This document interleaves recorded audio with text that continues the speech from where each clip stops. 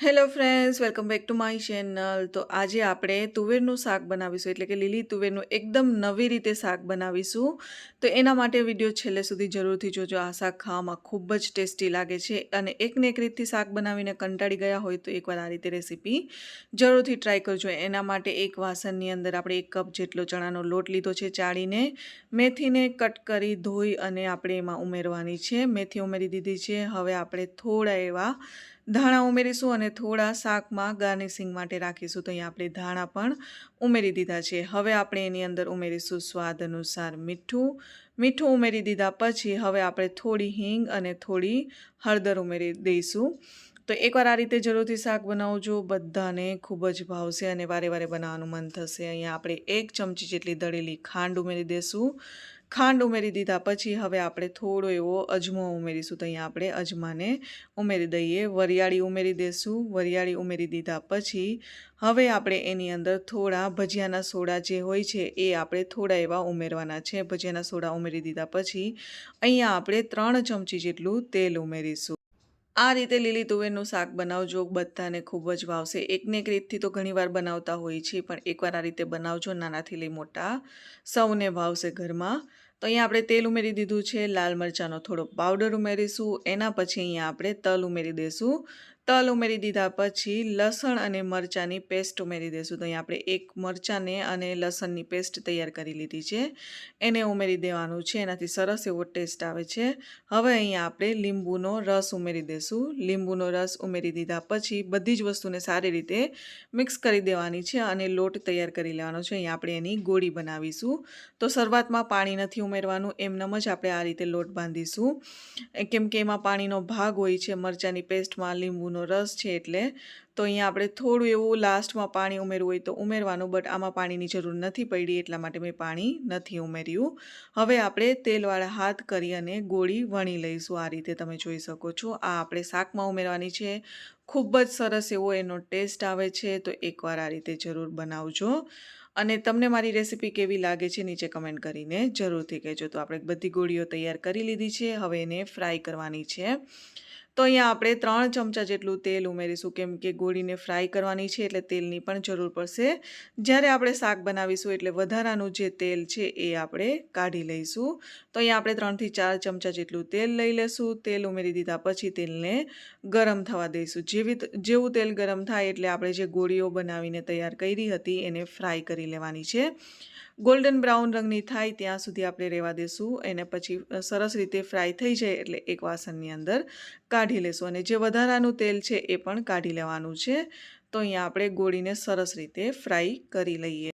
તમને મારી રેસીપી કેવી લાગે છે કમેન્ટ કરીને જરૂરથી કહેજો અને આવી જ રીતે સપોર્ટ કરતા રહેજો. અને તમારું કંઈ પણ રેસીપી માટેનું સજેશન હોય તો તમે કમેન્ટ કરીને મને કહી શકો છો. હું તમારી બધી કમેન્ટનો આન્સર આપીશ. અહીંયા તમે જોઈ શકો છો ગોળીને આ રીતે આપણે ફ્રાય સરસ બધી સાઈડથી ગોલ્ડન બ્રાઉન રંગની થાય ત્યાં સુધી આપણે રહેવા દેવાની છે. તો અહીંયા ગોળીઓ સરસ એવી ફ્રાય થઈ ગઈ છે. તો એને એક વાસણની અંદર કાઢી લેશું. ગોળીઓ તૈયાર થઈ ગઈ છે. હવે વધારાનું જે એક્સ્ટ્રા તેલ છે એ પણ આપણે કાઢી લઈએ અને શાકનો વઘાર તૈયાર કરી લઈએ. તો અહીંયા તમે જોઈ શકો છો તેલ તો ગરમ જ છે, વધારાનું તેલ કાઢી લીધું છે. તો અહીંયા આપણે રાઈ ઉમેરી દઈશું. રાઈને તેલમાં સરસ રીતે પકાવવાની છે. રાઈ ઉમેરી દીધા પછી રાઈ પાકી જાય એટલે આપણે અહીંયા જીરું ઉમેરી દઈશું. જીરું ઉમેર્યા પછી લસણના ટુકડાઓ કરી લીધા છે. શાકમાં લસણનો ટેસ્ટ સરસ એવો આવે છે. તો અહીંયા આપણે લસણ લીધું છે. લસણ ઉમેરી દીધા પછી લસણ બ્રાઉન રંગનું થાય ત્યાં સુધી રહેવા દેવાનું છે. પછી આપણે એક મીડિયમ સાઇઝની ડુંગળી આ રીતે કટ કરી લીધી હતી, એને પણ આપણે ઉમેરી દઈશું. ડુંગળીને પણ સરસ તેલમાં પકાવવાની છે. ડુંગળી ઉમેરી દીધા પછી આપણે એની અંદર સાથે હિંગ અને હળદર બંને ઉમેરી દઈશું. તો અહીં એકવાર મિક્સ કરી લઈએ અને હિંગ અને હળદરને ઉમેરી દઈએ અને તેલમાં ડુંગળીને સરસ એવી પકાવી લઈશું. હજુ સુધી ચેનલ સબસ્ક્રાઈબ ના કરી હોય તો જલ્દીથી ચેનલ સબસ્ક્રાઈબ કરી લો અને બાજુમાં આપેલા બેલ આઇકનને પણ જરૂરથી હિટ કરો, જેનાથી તમને ટાઈમસર નોટિફિકેશન મળી રહે. તો અહીંયા 2 થી 3 નાના એવા ટમેટાની પ્યુરી બનાવેલી છે. તમે એક કે 2 મીડિયમ સાઇઝના ટમેટાની પ્યુરી પણ બનાવી શકો છો. જે રીતે તમારું ક્વોન્ટિટી મતલબ માપ હોય એ રીતે, જેટલું શાક બનાવવાનું છે એ હિસાબે. અહીંયા આપણે સ્વાદ અનુસાર મીઠું ઉમેરી દીધું છે. મીઠું ઉમેર્યા પછી સારી રીતે મિક્સ કરી દેવાનું છે. અહીંયા આપણે લીલી તુવેરને સરસ રીતે રીતે ફોલી અને ધોઈ લીધી હતી એને આપણે ઉમેરી દઈશું અને મિક્સ કરી લઈશું. થોડીવાર તેલમાં જ પકાવીશું આ રીતે. પછી બાકીના મસાલા અને બધી વસ્તુ ઉમેરીશું. તો થોડીવાર તેલમાં પકાવ્યા પછી સાથે અહીં આપણે મસાલાઓ ઉમેરી દઈએ. તો મસાલામાં લસણવાળી ચટણી છે. લસણવાળી ચટણી ઉમેર્યા પછી અહીંયા આપણે ઉમેરીશું થોડો એવો ધાણા જીરું પાવડર ઉમેર્યા પછી થોડો એવો ગરમ મસાલો ઉમેરી દઈશું. તો મસાલામાં મેં બસ આટલી જ વસ્તુ લીધી છે. મસાલા ઉમેરી દીધા પછી સરસ રીતે મિક્સ કરી દઈશું એટલે મસાલા છે એ તેલમાં સારી રીતે મિક્સ થઈ જાય. હવે આપણે લાસ્ટમાં જે ગોળી તૈયાર કરીને રાખી હતી એ ઉમેરી દેવાની છે.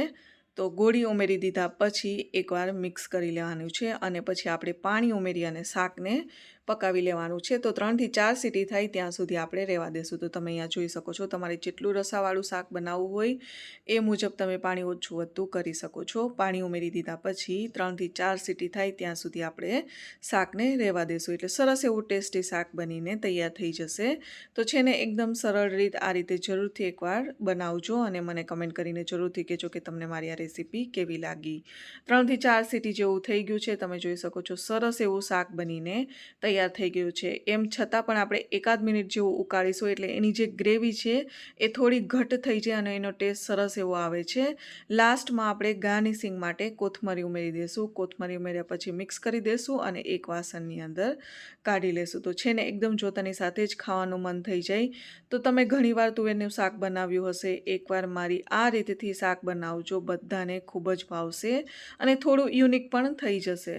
તો આજની રેસીપી તમને કેવી લાગી નીચે કમેન્ટ કરજો અને આવી જ રીતે સપોર્ટ કરતા રહેજો અને ચેનલ હજુ સુધી સબસ્ક્રાઈબ ના કરી હોય તો જલ્દીથી ચેનલને પણ સબસ્ક્રાઈબ કરી લેજો.